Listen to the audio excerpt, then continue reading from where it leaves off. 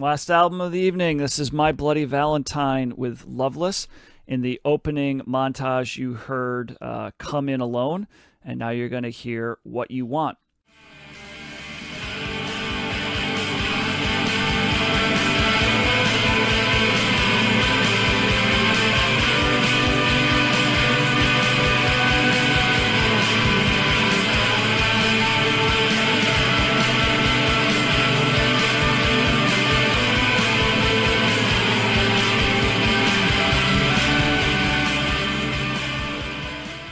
All right, so My Bloody Valentine's Loveless comes in at number 4 in the 1990s on Best Ever Albums. Way higher than like 16,000 or whatever the hell Jodeci was. Number 2 in 1991, number 21 of all time. It is My Bloody Valentine's magnum opus, their first best album on Best Ever Albums. It did make Rolling Stone's list, cracking the top 100 at number 73, and My Bloody Valentine is ranked number 35 of overall artist rankings on Best Ever Albums. I think I know what Josh's take is already. So we previously did cover My Bloody Valentine with their album, their 1988 album, Isn't Anything. That was from Season 3, Episode 27. So, John, I believe you did the bio for that. So Correct, if you want to get the history of the band, with the karate tournament and all, you can go back to that episode. The band at this point does include Kevin Shields on vocals and guitar, Colm O'Cloishig, I think, on drums. John, you did a pronunciation. I didn't. It is a very Irish name, but he is the drummer. Belinda Butcher on vocals and guitar, and Debbie Googe on bass. As I said, this is their second studio album. They only have 3. So the album that came out after this came out 10 years ago. So 2013, MBV. I remember, yeah. So and I think, John, you said, and I did listen to the previous episode where we covered this. I think you said we're going to be covering that record as well. We are, yep. When we get to the 2013s. We'll do all 3 of theirs. Yeah. So genres, well, shoegaze, dream pop, noise rock, and avant rock. Artists that influenced them include Cocteau Twins, the Beach Boys, Brian Eno, Husker Du, Jimi Hendrix, Wire, the Beatles, Sonic Youth, Velvet Underground, Pink Floyd, Throbbing Gristle, the Kinks, and the artist that Kevin Shields claimed was the main inspiration for this record, Neil Young. Oddly enough, he said Neil Young was a major influence on this record, as was The Cure, which he said later on that the song What You Want was basically an homage to The Cure's Just Like Heaven. Okay. Neil Young, the godfather of shoegaze. Yeah, exactly. So other artists that they are similar to include Slowdive, Jesus and Mary Chain, the Pixies, Yo La Tango, Ride, Spiritualized, the Flaming Lips, Dinosaur Jr., and the Smashing Pumpkins. They are followed by artists such as Garbage, Mazzy Star, Mogwai, the Dandy Warhols, Black Rubber Motorcycle Club, Sigur Rós, Explosions in the Sky, and Japan Droids, amongst many others. There's a ton of artists listed on the followed by section on AllMusic because this is a very influential band, despite Josh's scoffing. That's why it's 4. Yeah. This, not for Josh. Yeah. So they didn't really have singles, but I guess you could say their highest charting single was To Hear Knows When, which hit number 29 in the UK, and the highest charting album. Interesting. Yeah, they didn't really have any U.S. Charting hits, album or otherwise. Oh, yeah, I didn't expect singles. It's just that's an interesting one for the one that was, yeah. Oh, for the song, yeah, To Hear Knows When. And then this is the highest charting album, which did hit number 1 in the UK. So there were a couple, so this album took a long time to make. This is notorious. It took over 3 years to create this record. And most of what you hear on this is basically just Kevin Shields because it's one of those albums where he had the vision, if you will, of what this album, what he wanted it to sound like. And the only one that could really create what he was going for the way that he wanted to was himself, was Kevin Shields. So, you're not getting much of a Kloishig on the drums here. Actually, a lot of the drum beats here were looped, were like samples that he would record, and they just ended up looping them. So it's a lot of sampling. of the drum loops. And he was also Kolesic was dealing with a lot of personal issues, so he wasn't very engaged with this record. Belinda Butcher was okay, not being really playing a whole lot of guitar on this because she never felt like she was a good guitarist to begin with.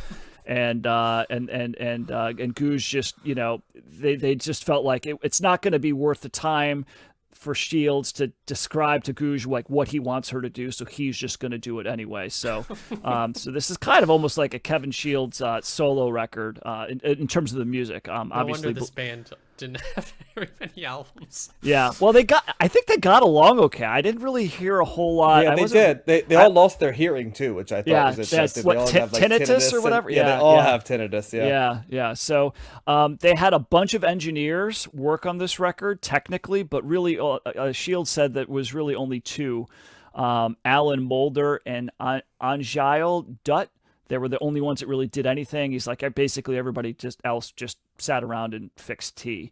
But the record company, because Kevin Shields took so long to record stuff, and a lot of these tracks he would record a little bit here, and then he wouldn't come back to them for several months later, and then laid this other part down.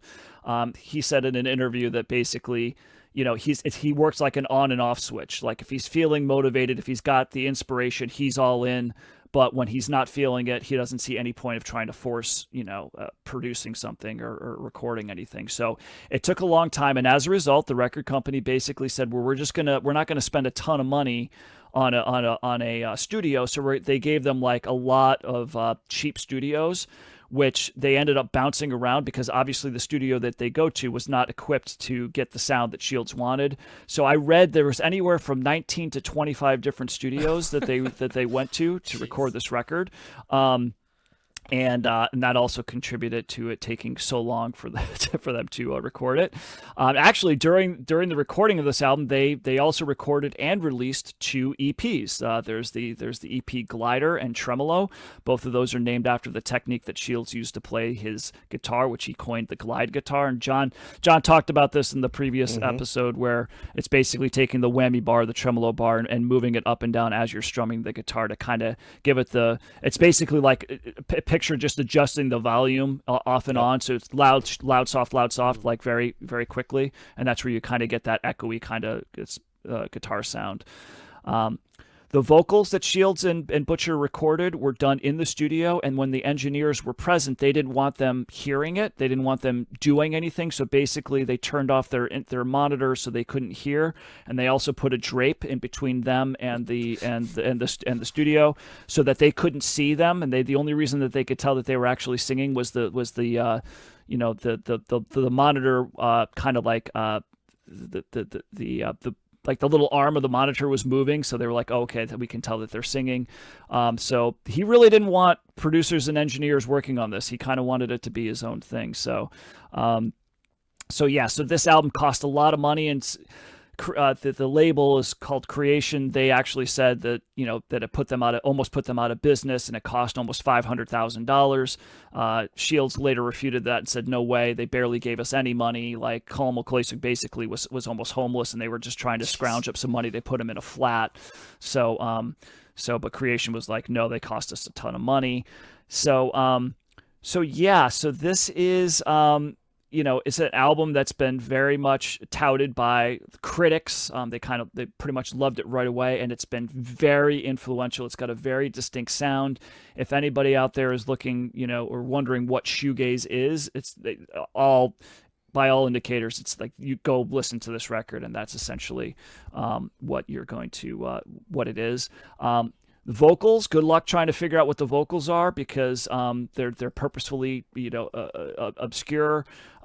They kind of just did the vocals on the fly, and it sounds like, and a lot of times it's Shields and Butcher singing, but actually what they did was they recorded multiple tracks, like upwards of 13 to 15 different tracks, and really he put them all together. And so it's not just one vocal that you're hearing; it's multiple ones, but most of them are so far into the background that you can't really decipher that. The way that it kind of comes together, it sounds like it's just one vocal coming from them. So So yeah, so that's a little bit of Loveless. Josh, let's start with you because I you already kind of tipped your hand. So Yeah. why do you not like this record? I don't get it, guys. I don't understand what the appeal of this music is. I find it incredibly frustrating and annoying, and it's taking, like, I can hear where the band's influences are with like the Cocteau Twins and Jesus and Mary Chain, but like when you combine them, and I don't like either of those bands very much to begin with, it like makes it like twice as worse listening to it. I just don't understand the appeal of like not being able to hear or understand what the band is saying, or like kind of the dream aesthetic just doesn't work for me, and that I got a lot of that on this album.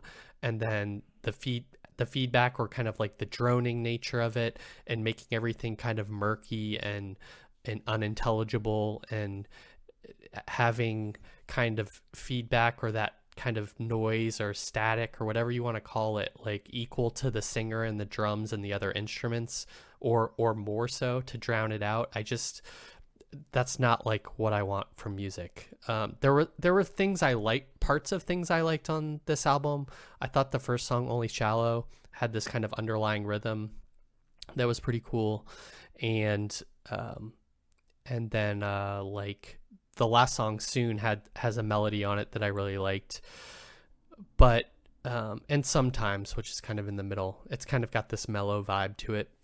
I guess I'm just not like into albums that are just dreamy, spacey vibes, and I feel like that's kind of what this is going for, and I guess maybe that's why it's so influential. People are like that. It's interesting that you brought up Black Rebel Motorcycle Club, because that is a band that I can see being influenced by this, but that works so much better for me, because it's kind of like I don't know, feedback or droning on top of like blues or something. And They're more they're more straight ahead. Their Yeah. song structures are more traditional. Yeah, I guess, and that just works and is so much more appealing. I don't. It's too kind of electronic-y, and I don't know, it's like antisocial in some ways or something, and like intentionally difficult, and like you don't have to like try and push me away to like not like this album. I'm just not going to, I'm not going to respond to it. I'm not responding to it. I don't understand it. I'd rather listen to Sonic Youth than this. It's like, I don't know. It's just kind of a better version of this, or different. I don't know. They're more rock and roll than this is to me. And this genre is just becoming increasingly frustrated. If this is going to keep if what other albums that we're listening to are going to sound like this, then it's going to be a tough rock to push up the hill. So I don't know. I didn't like this album. Well, Josh, I fucking love this album. I know. It's I knew you probably my favorite album of the 90s we've listened to so far. So I'll try to explain insane. why I love this album, because it's first of all, I think one of the big differences, Josh, is like I'm not listening to this album for underlying melodies. Like that to me is not why this genre exists, right? This genre is designed to like overwhelm you, like I know on you've said that headphones. before. Yeah. I mean, I listen on headphones. Yeah. It just like oh no, I'm overwhelms not me saying in a you're bad wrong. way. I'm just saying like it's just a key distinction, right? Yeah. Like there's nothing frustrating about this to me. This is like a happy place for me. I put the swirling, buzzy guitars and sort of like the vocals blended into the mix and the ambiance, and I know you said like the space vibe, but Yeah. shoegaze is such a perfect term for it, because it is like you put your headphones on and you kind of like either look down, or you put your headphones on and stare at the sky, the ceiling of your thing, and just sort of there's something with the buzz and the blend of this music that has a real calming effect on me, kind of. And I love how Only Shallow starts the album, like the guitar riff right at the beginning. It's just like sweet candy Sets for me the at the tone. beginning. It does. Yeah. Like When You Sleep is such a good song. Like it's it just comes at you and the other thing I love about this is when you put it on, you notice different things each time you put it on, like little bits of it you sort of connect on, and kind of you can ride the wave on whatever you're listening to and just focus on that part and like hypnotically blend into it, or you could just let it all wash over you and kind of just be almost sort of like one track with just different pieces together. And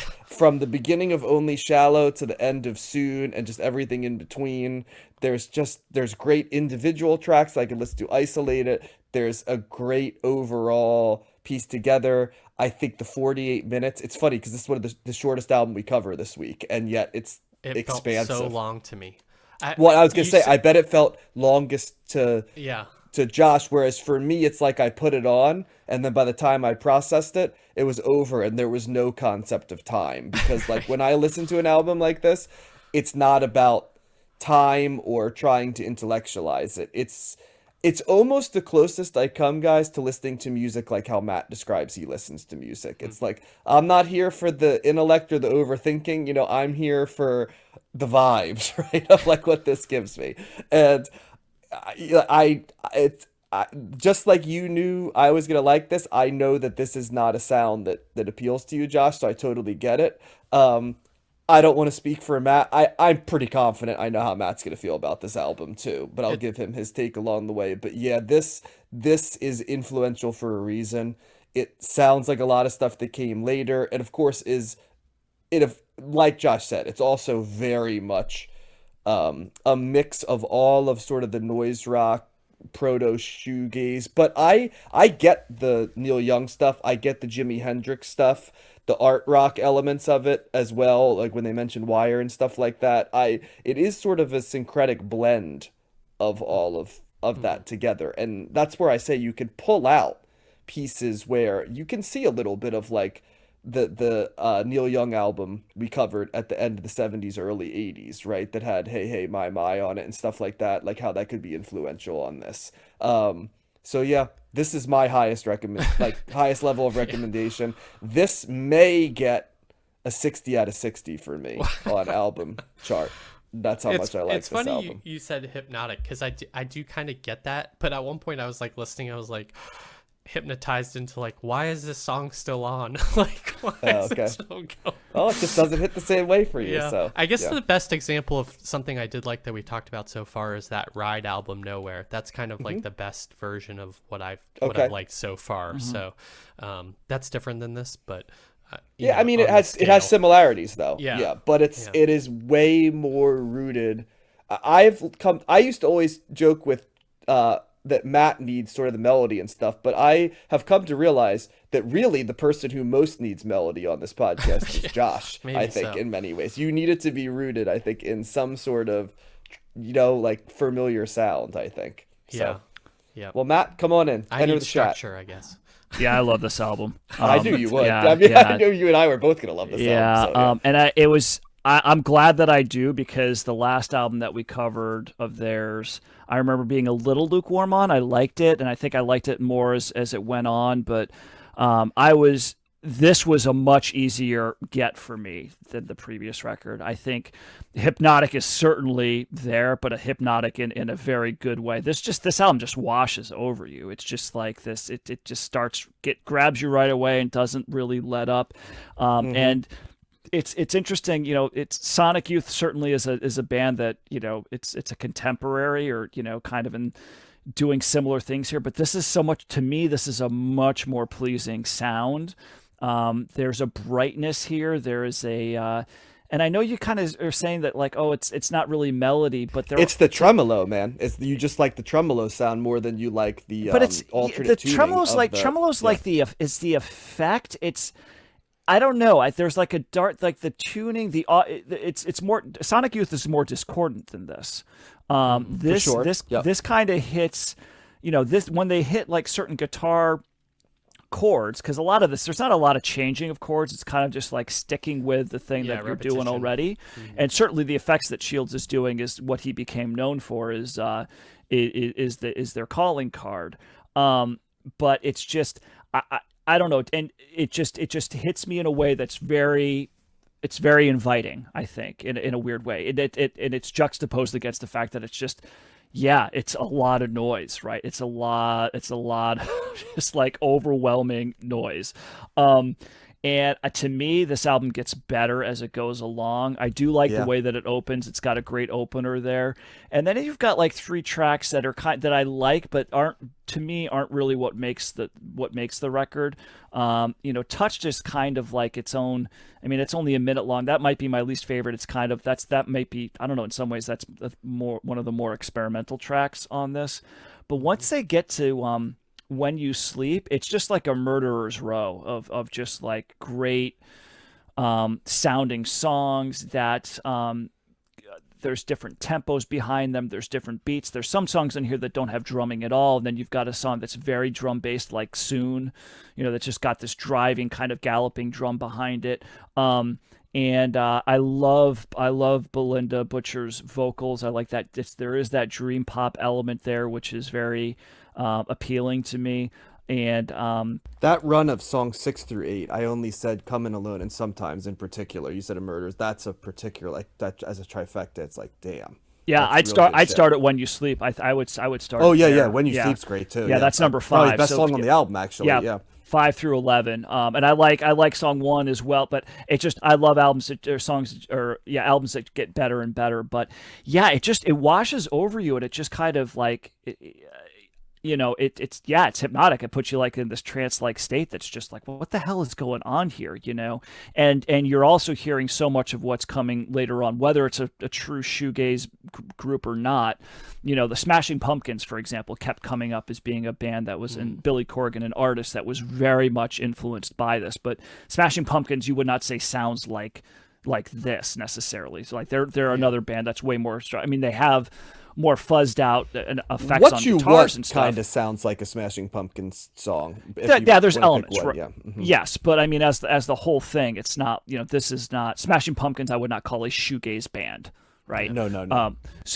Or a dream pop band. I mean, they've got dream pop songs, but they're more of just a traditional alt rock band that incorporate a variety of different things. But for what they were doing at this time and how this took off and it just influenced so many other people, and basically Kevin Shields inventing a different way of playing the guitar. I think that was one of the interviews that I read that somebody was saying, like, you kind of get to the point where you think we've kind of done everything that we can with rock, with guitars and stuff and everything like that. And then this guy comes out and does something that, like, somebody like Robert Smith was just going like, what is this? What you can do, like this is, and he's like, that's it's like you influenced me, and now I'm going to be influenced by you, which is exactly cool. Yeah, mm-hmm. Yeah, and Robert Smith said this is one of his 3 favorite albums of all time. So he gets a lot of high praise and stuff. So, I mean, I don't know. I mean, you could certainly see someone like Butch Vig listening to this album when he's like, "Let me make a band called Garbage." It's like, for sure, not hot, yeah. Yeah, so it's going to be interesting to see how this lands in my overall hierarchy, but I'm going to listen to this album some more. I just thought that this hit a lot for me, and for an album that is a lot of noise, there's something just really interesting when you're juxtaposing that underneath like a really, what is to me a pleasant sound, a pleasant tone, and there is some structure here. A song like Coming Alone is it, or even Soon is there's elements here of like traditional songs. They just happen to be buried underneath the overpowering sonic sound that you're getting from the guitar mostly. But yeah, this is great. I wish I knew this album earlier, because I think the only song I knew on here was Only Shallow, because it was on like a 90s mix that I had from years ago. But yeah, this is great. Big thumbs up for me. Yeah, I mean, I love all this shit. I love Jesus and Mary Chain. I love Sonic Youth. I love this. This is such a sweet spot for me. And it's so easy to see, like we talked about some bands already that were clear. We haven't even mentioned bands like the Ravenettes and stuff who like clearly took elements of this. And so we could keep, Sigur Rós is another band I thought of that has elements of this in some of their songs for sure. So yeah, good shit. And Josh, it's okay if it's not your bag. Matt and I will hold the candle for it pretty heavy. Yeah. Well, I mean, there's plenty of fans of this. I guess the frustrating part for me is like, it's not a question of like understanding and rejecting it. It's like not even being able to understand why people like it. It's like this gulf of like just not comprehending in some way. Is it kind of just one of those things? It's like you either like, it sounds very like arrogant to say like you either get it or you don't get it. And I'm not going, I think it's more just it either hits your ears. Like, because Matt and I don't just get it, like we enjoy it. It makes us that's happy. The thing. And it makes you angry. So, it's kinda like, so it's just heard different. Yeah. Yeah. I guess it is tied to like the emotional reaction of the music. I just can't even like bring myself to that place or like get there or understand how you would get there. So I don't know. Yeah. It's almost like ASMR for me a little bit, in the sense that it's a sound that calms me down. Yeah. I don't know. There's calm in the chaos, I guess would be the way I'd describe it. Yeah, I agree with that. And you're listening to this for different reasons. I mean, and I guess that's something that we've touched on here and there, but I don't know if we've ever directly said it. Maybe we probably have, but that, you're listening at different times. You're listening to different music for different reasons. Whether you're trying to heighten an emotion that you have, you're trying to ignore an emotion that you have. At a certain time of the day, a certain nostalgia, whatever it might be. And so this, I would say, it's not. It's not something that most people would just like want to pick up. It's not a normal way or traditional way of listening to music, for sure. And even though I love it, I don't know if I would always want to listen to this. I know that I wouldn't. There's times where it's like, this is not the time for this type of music. But when it's right, oh man, it's really good. A good time to listen to this music? When it's pitch black and cold out at 6 o'clock. I like this music to start my day. I don't know what that says about me as a human, but I like to put this on. I could see that, John. Yeah. Can't you? That's what I said. This is the Venn diagram, Matt, where you and I overlap, because I had no doubt that you would like this as much as I did, because I'm like, this is where Matt and I meet. Like, well, now I know, like when I brought the Ravenettes to your attention and I was like, I think you might like this. Like that was kind of like not an entry band to this, but that's a band, like you said, that kind of has similar elements. And, and so it's like, yeah, you were like, holy crap. It reminds me of all these other things and that that now I'm picking up on and stuff. So, I do like that. There's something about having that, a lot of noise, but underneath it, it's like either a really nice melody that like a Ravenettes will do, or the Jesus and Mary Chain did that a lot. They were more, they had a lot more melody and song structure. A lot more than you guys did, And this isn't as much of the melody, but it's just the sound. Just that it's something like, it's almost like the spa music. It's not like they're doing anything amazing musically. It's just like they're hitting that synth sound and just holding it, and it's like that's a very pleasant sound, and that's kind of what this is. Agree to disagree. Fair enough. So